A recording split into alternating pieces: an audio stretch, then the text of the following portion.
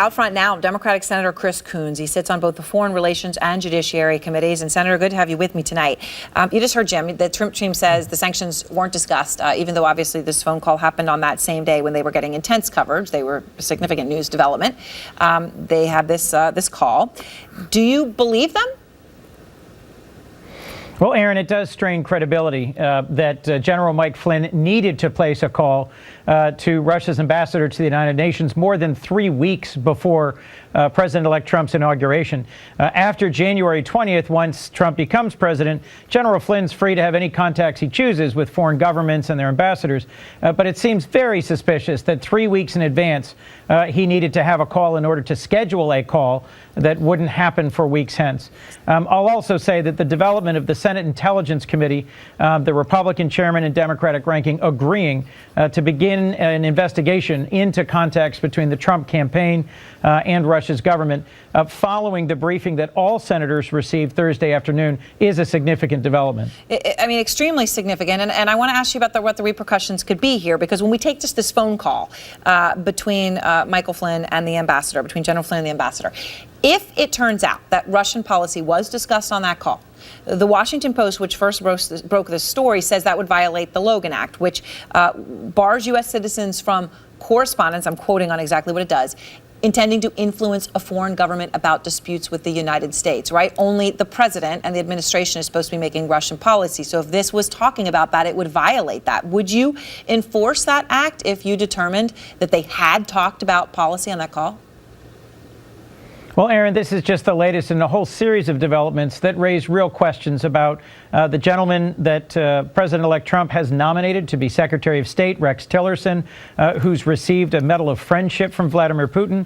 As you just heard, General Mike Kelly, who was on the payroll of RT, which is the Moscow propaganda tool. I do think this raises real questions. The Logan Act, Aaron, has been rarely invoked in our history, but it lays down a clear line that we only have one president at a time, and that American leaders, American citizens, shouldn't be engaging in their own foreign policy. And this would be a very serious matter. We would be compelled to investigate further. Okay. Now, you mentioned Rex Tillerson, and you have been involved in the confirmation hearing for two of Trump's cabinet nominees. Rex Tillerson, one of them. Jeff Sessions, as Attorney General, is the other. But I want to ask you a couple questions about Rex Tillerson, because there are areas where Rex Tillerson differs very greatly from what Donald Trump said during the campaign.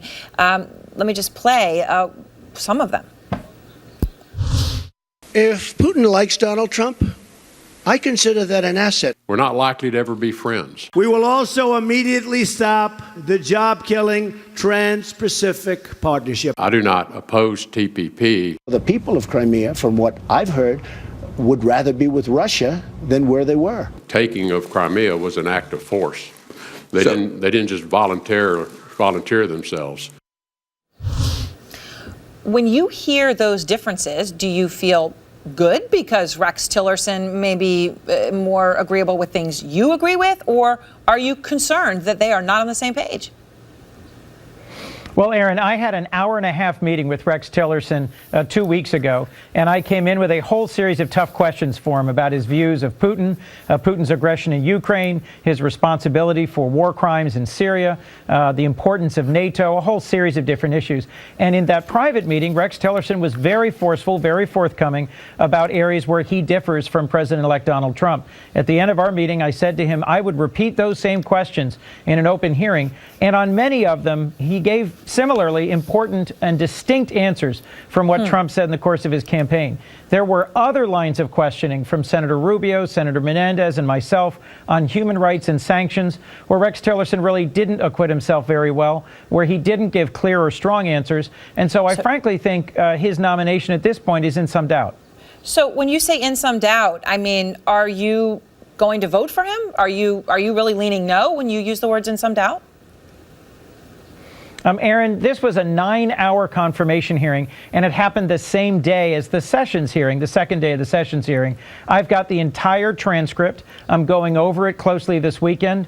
I'm going to consult with some of my colleagues, both Democrat and Republican, before making up my mind next week on how to vote for Rex Tillerson.